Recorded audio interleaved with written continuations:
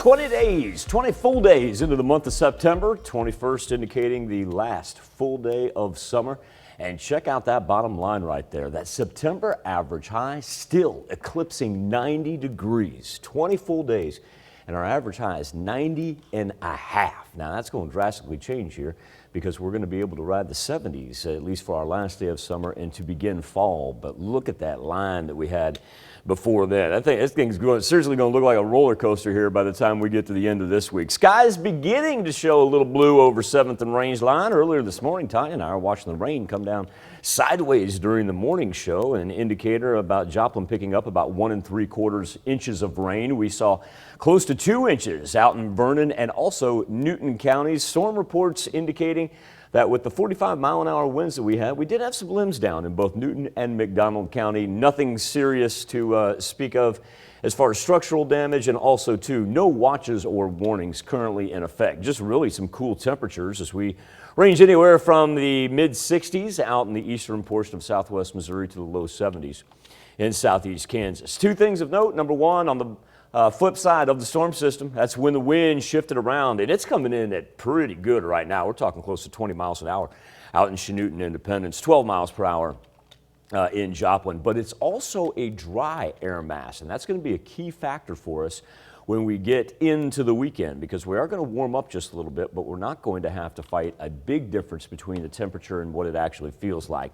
Look at that 20-degree drop, 23-degree drop down in Anderson and in Grove from where we were yesterday. Substantially cooler as the front and the mid-level jet stream swept in off the Canadian border, brought cooler temperatures that have now penetrated as far south as the Red River and then kind of jet up through central Arkansas right there, and have forced all the rain. Gives you an indicator of when I was talking about how dry that was. Look at all this up here throughout the upper plains all the way west of the Rockies. You're hard pressed to find any rain. You've got to ride the jet stream and get on the southeastern portion of it to pick up any precipitation. Speaking of precip, let's take a tropics run real fast. There's Tropical Storm Peter. Looks like he's going to take a little right turn. He's off the north coast of Puerto Rico right now, and he's going to take a right turn, stay off in the Atlantic and not bother any of the mid-Atlantic coast. And then we've got Rose still sitting out there as well, and she's going to do just about the same thing. She's going to turn into a low-pressure system and then take a right-hand turn, and really shouldn't bother us at all. If you're curious, Sam is up next. That'll be the Arletta S will be Sam.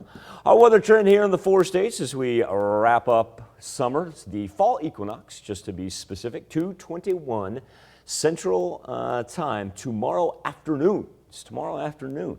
And when we get there, we're going to be coming off of a night where we're going to throw up some 40-degree temperatures here later tonight. We might be one of those where I know we enjoy fresh air and letting the circulation throughout the house and everything, but I don't know. You may want to close up the windows tonight.